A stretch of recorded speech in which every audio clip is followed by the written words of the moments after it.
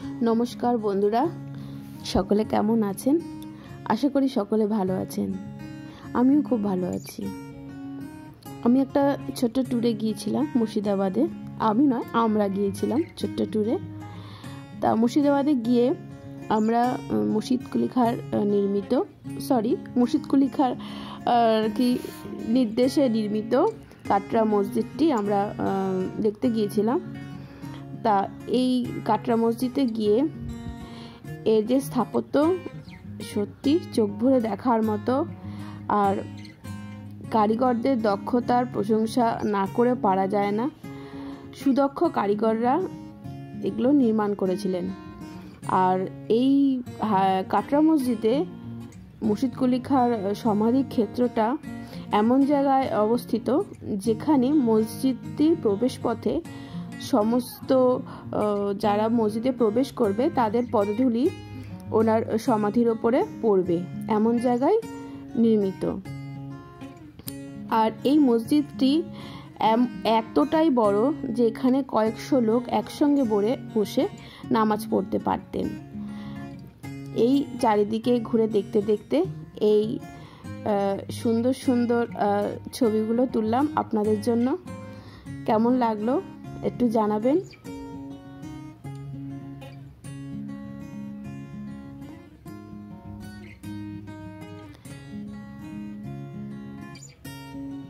চারিদিকে যেন ইতিহাসের ছড়াছড়ি।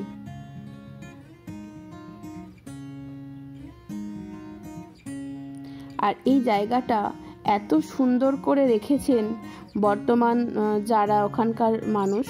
চারিদিকে পরিষ্কার পরিচ্ছন্ন আর আলোকসজ্জা দিয়ে সাজানো।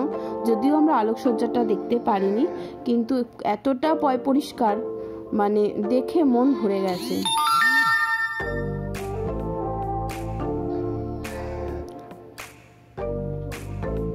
কতটা দক্ষতা লাগে এগুলো তৈরি করতে। এই কারিগরদের কুর্নিশ না জানিয়ে পারা যায় না।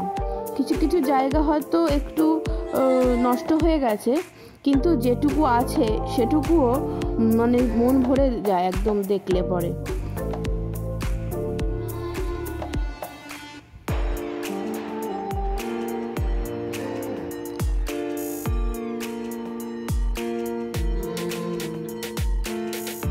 খুবই সুন্দর। দুটো মিনার ধ্বংস হয়ে গেছে, তবে বর্তমানে এখনো দুটো মিনার আছে।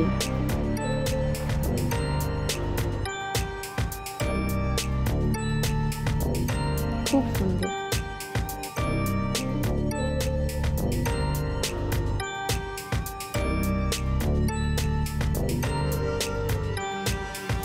কাজ অপূর্ব। কিছু কিছু জায়গায় নষ্ট হয়েছে, কিন্তু এখনো যা আছে খুব খুব সুন্দর, দেখার মতন।